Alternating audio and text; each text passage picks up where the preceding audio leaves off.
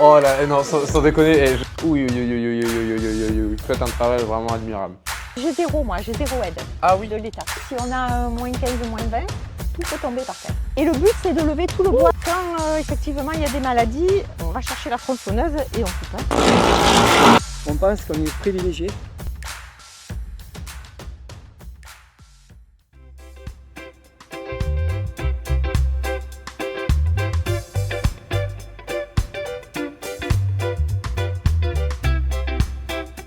Salut les amis du patrimoine et bienvenue sur Odyssée, le meilleur endroit pour se connecter au patrimoine français. Et oui, aujourd'hui on ne se trouve pas dans n'importe quel département puisqu'on se trouve dans les Alpes de Haute-Provence, plus précisément sur une production d'huile d'olive.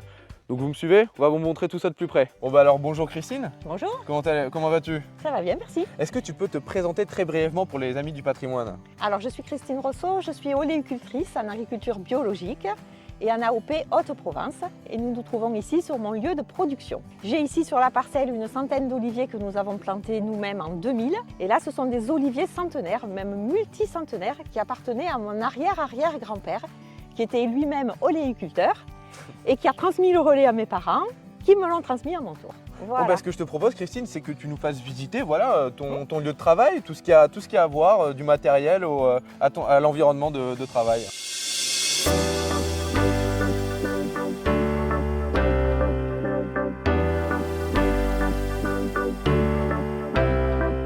Ce qui nous différencie, c'est qu'ici on est en AOP Haute-Provence. C'est une labellisation à laquelle nous tenons beaucoup parce que ça correspond vraiment à notre production. Les olives en fait sortent quand, si on peut s'approcher des... Alors des là, les oliviers vont commencer à fleurir. D'accord. Ils fleurissent à peu près au mois d'avril-mai. On les récolte en fin d'année. Donc la récolte pour nous commence début novembre. Et ensuite, pour avoir une olive noire, il faut attendre donc plus longtemps, j'imagine? C'est le qu'elle stade soit de maturité un peu plus mûre, qui d'accord. fait qu'elle devient tournante au bout d'un moment et D'accord. noire lorsqu'elle a fini son stade de maturité. Donc, elles sont Voilà, magnifiques, hein. là vous voyez, il commence à y avoir les petits boutons floraux. Et Ah oui. ça va devenir une fleur d'ici peu. D'accord. Voilà, Alex, on est au tu peux stade de filmer un boutons peu floraux. Voilà. Je peux montrer les petites fleurs comme ça. Et donc ça, au bout de quelques mois, ça devient des fleurs. Voilà, ça va devenir des petites fleurs blanches. Et ensuite, vous en faites quoi? Est-ce qu'on peut en faire par exemple du parfum ou alors des...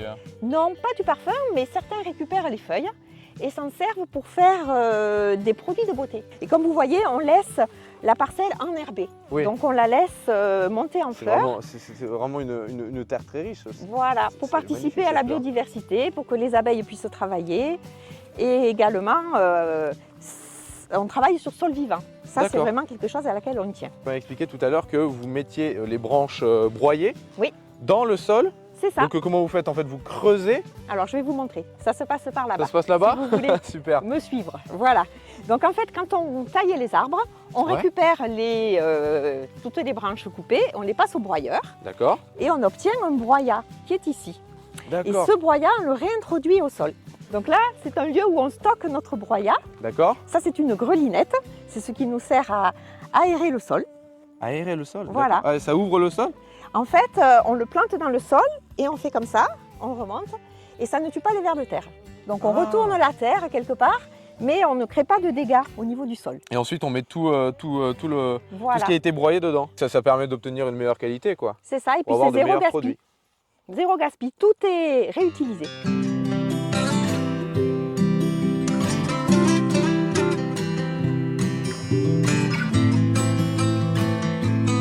En fait, il faut savoir qu'à l'origine, notre sol est pauvre, contrairement à ce qu'on peut penser. Oui. On a un sol argilo-calcaire qui est assez pauvre.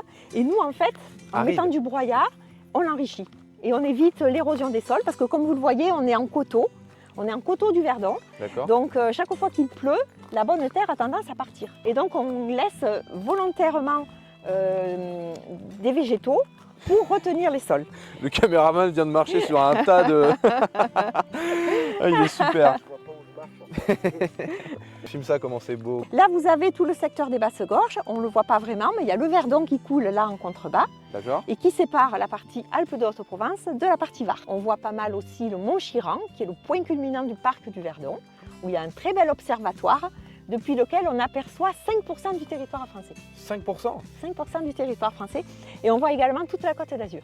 Si vous Vraiment voulez beau. me suivre, je vous conduis jusqu'à mon local où je stocke mon huile d'olive.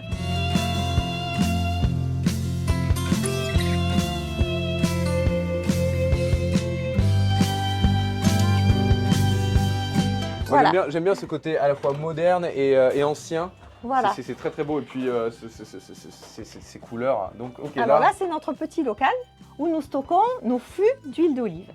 Voilà. Et cette année, nous avons juste ce fût qui est plein, à peu près plein. Là, il est plein entièrement là. Voilà, donc là, si on active le truc, ça coule à flot. Oui, quoi. ça coulera à flot, oui. Ah ouais, ok, d'accord.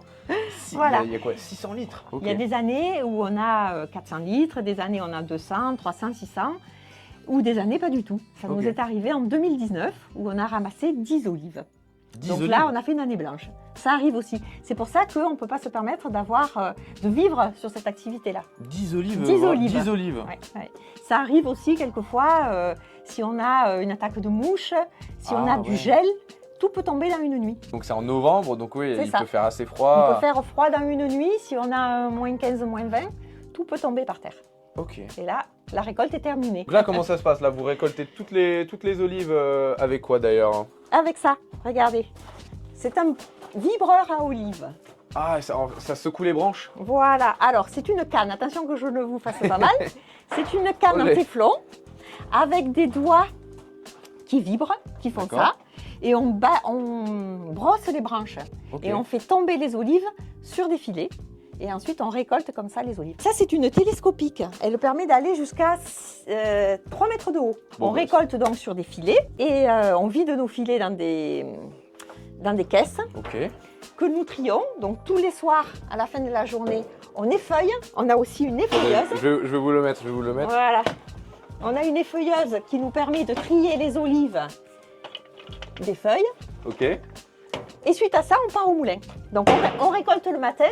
Ouais. Et on va au moulin en fin de journée. Et tout ça, ce que je remarque là, c'est les bouteilles dans lesquelles vous mettez toute l'huile d'olive? Voilà, quelques bouteilles, mais aussi beaucoup de bidons. Pourquoi on prend des bidons? Parce qu'en fait, l'huile d'olive est préservée de la lumière. D'accord. Et ça, on fait très attention. Qu'est-ce que c'est que ça? C'est un chapeau. Hop là, je vais prendre ça. Avec une petite... j'oublie les mots. Attendez, ça va me venir. Oui. Ah, une chambre à air. Allez, on va reprendre. Il y a Fred qui nous entend derrière qui nous aide. Donc c'est un chapeau avec une chambre à air alimentaire qui descend à mesure qu'on tire l'huile. Et ça évite que l'huile ne s'oxyde à l'air. Ah. Donc elle reste sous vide d'air, pardon, comme sortie du moulin. Et si elle s'oxyde, comment va se transformer le goût? En fait, on perd en qualité. D'accord. Et on fait très attention à la qualité de l'huile d'olive. Et parce qu'en fait, comme vous êtes AOP, vous êtes obligé de tenir un cahier des charges. On a un cahier des charges très strict. Très strict. On est absolument tenu d'avoir un fruité vert. D'ailleurs, on a souvent des contrôles pour vérifier si on est vraiment en fruité vert. Donc il faut vraiment qu'on récolte très tôt dans la saison. Et un peu comme le vin, il faut que ça arrive à maturation, il faut attendre quelques temps ou alors... Alors quand elle est très fraîche sortie du moulin, on la laisse un peu se décanter parce qu'elle a pas mal de pulpe et elle est assez trouble. Donc on la laisse un peu se poser pendant une semaine ou deux et ensuite on commence à pouvoir l'utiliser. Ouais, bah allez-y, on va... Voilà.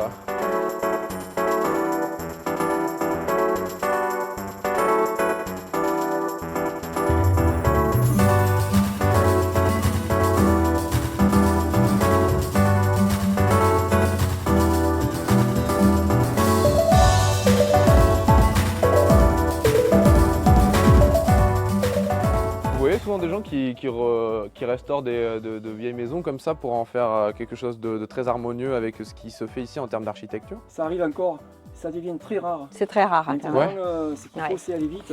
C'est ne plus utiliser le matériau que les anciens utilisaient. Moi, je dis que la maison est intégrée avec le paysage. Absolument. Et avant, les anciens, ils le faisaient, mais c'était pas conscient. Ils le faisaient pas consciemment. Pour eux, c'était instinctif. Normal. C'était normal. C'est le fait d'utiliser ce qu'on a autour de soi. Voilà, c'est ça. Déjà bravo, parce que vous respectez le patrimoine en faisant ça. Et puis c'est réellement beau, on a envie de vivre dedans. En fait, on a l'impression de vivre dans de la bergerie comme il y a 300 ans. Quoi. Ouais, bah c'est ça, c'est magnifique. Voilà, ça, il n'y a que vraiment... les moutons, il manque que les moutons.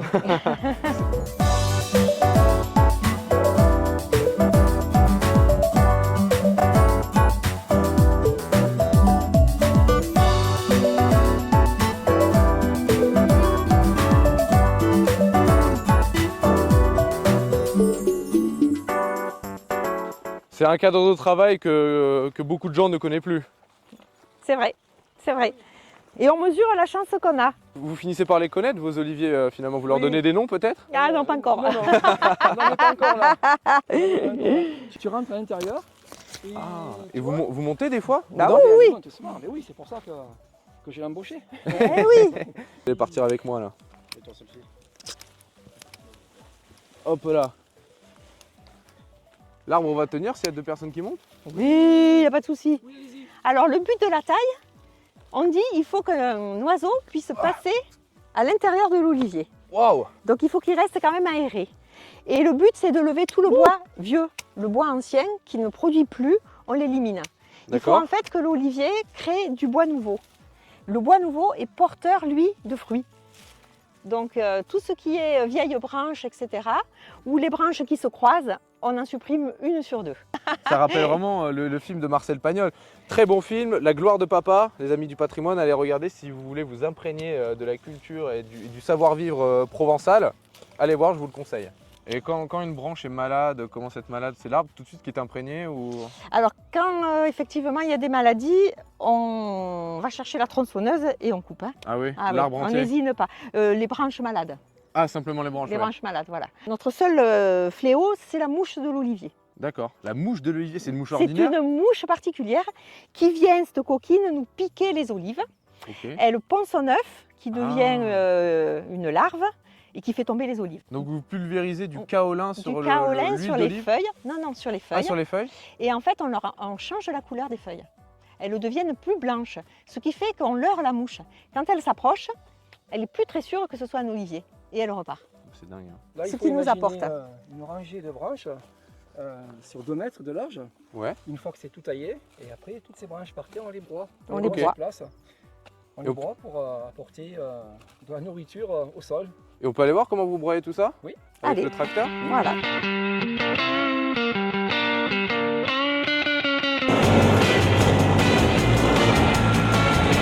On verra.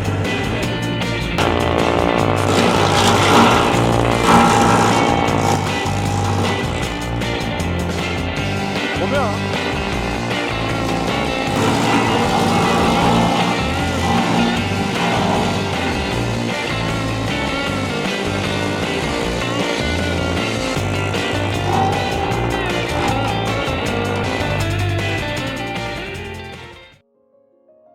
Merci de me faire découvrir ça et vous avez raison de vouloir le montrer parce que c'est quelque chose que les gens ne vivent plus quoi, Tout à finalement. fait, tout à fait. On prend plaisir justement à faire découvrir notre lieu de travail. On pense qu'on est privilégié. On est Absolument. vraiment privilégié. On a vraiment la chance de travailler dans un endroit Resplendissant quoi, voilà, franchement... c'est idyllique. Je l'ai dit 1000 fois au moins, mais c'est vraiment splendide, sincèrement. Moi, je le dis avec le fond du cœur, c'est la Provence, il y a une vue superbement dégagée, vous avez un travail qui est super important finalement, parce que vous luttez pour conserver une qualité C'est ça. à la fois oui, française, ouais, ça. une huile d'olive française et de qualité, donc c'est vraiment un travail primordial, je pense. C'est ça. Et puis on travaille surtout au plus près de la nature. On est vraiment en immersion totale dans Absolument. la nature.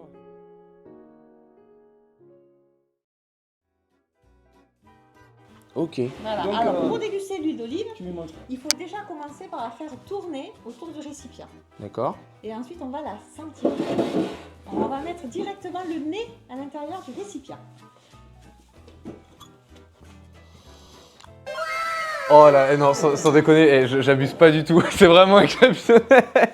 Elle est vraiment super, elle a l'air magnifique quoi. Alors, l'odeur. En premier, c'est la fraîcheur. Ah ouais. C'est la fraîcheur et les notes herbacées. Ça sent l'herbe fraîche coupée.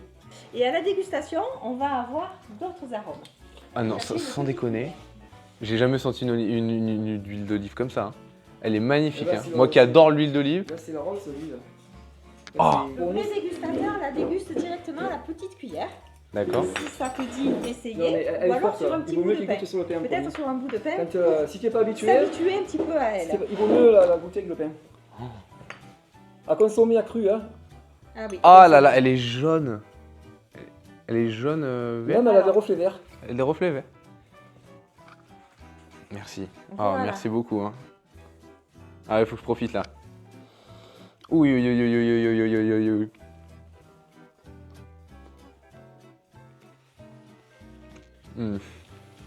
On sent. Avec une mozzarella. Avec l'olive qui arrive dans le pain. Non, mais vous faites un travail vraiment admirable. Donc à la dégustation, ce sont des notes d'artichaut cru. J'essaie de sentir l'artichaut. L'artichaut C'est vrai. cru. Non, sincèrement, oui. La pomme verte, Alors, j'aurais du mal. la pomme et l'amande verte.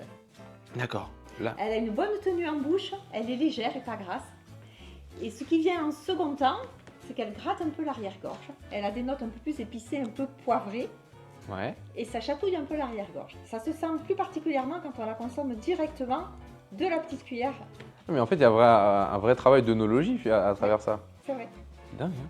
Et ce qui est un petit peu moins connu, c'est qu'on peut l'utiliser aussi en dessert. C'est pour ça que je voulais vous proposer une recette avec quelques gouttes d'huile d'olive dans un dessert. Et Oh je là vais là vous proposer là de là faire là une mousse au chocolat. Et ça, Avec c'est de un l'huile truc d'olive. chef. Exceptionnel. Une Ah, mousse ça au peut être chocolat. très intéressant. Et ensuite, quand on mélange les ingrédients, on ajoute quelques gouttes d'huile d'olive fruitée verte, D'accord. qui est un exhausteur de goût. Et ça va révéler vraiment la mousse au chocolat. Bon, je crois qu'on va manger de la ratatouille, une ratatouille provençale. Donc voyons voir ce qu'on nous a concocté. Mais ça a l'air, ma foi, comme on dit ici, exceptionnel. Christine, c'est quoi comme légumes exactement dans la ratatouille? À la ratatouille, il y a des tomates, de l'aubergine, de la courgette, de l'oignon. T'as mis ton huile d'olive dedans? Oui, toujours. Toujours. Oui, oui. J'ai fait aussi un petit velouté de potimarron. Ah, bah Parce que ça va bien avec l'huile d'olive. Ah oui. Avec quelques petits croûtons et un peu un filet d'huile d'olive. Ce que je vois là, c'est du romarin, si je ne me trompe pas. Ça, c'est du thym. Du thym? Du thym. Voyons voir. Et ça vient du jardin? Ça vient du jardin. Dehors. Bon, caméraman, il faut que tu sentes ça. Je sens pas. Tu sens pas? T'as le nez bouché?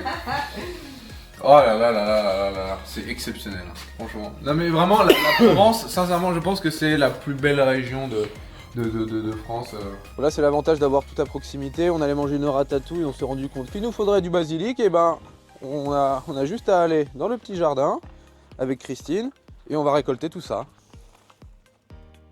Voilà.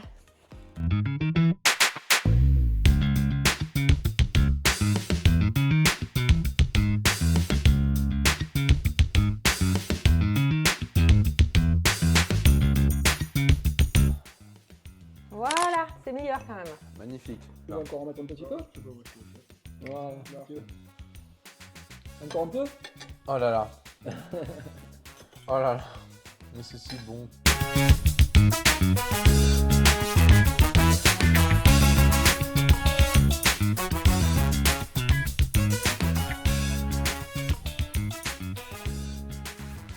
On s'est démarqué sur les réseaux sociaux également. Auparavant, c'est vrai qu'on commercialisait nos huiles chez des revendeurs, ce qu'on a arrêté. Le critère de l'entreprise, c'est vraiment l'authenticité. Tout montrer de A à Z, comment est-ce qu'on produit, pourquoi est-ce qu'on produit comme ça. Je pense que notre produit vous ressemble vraiment.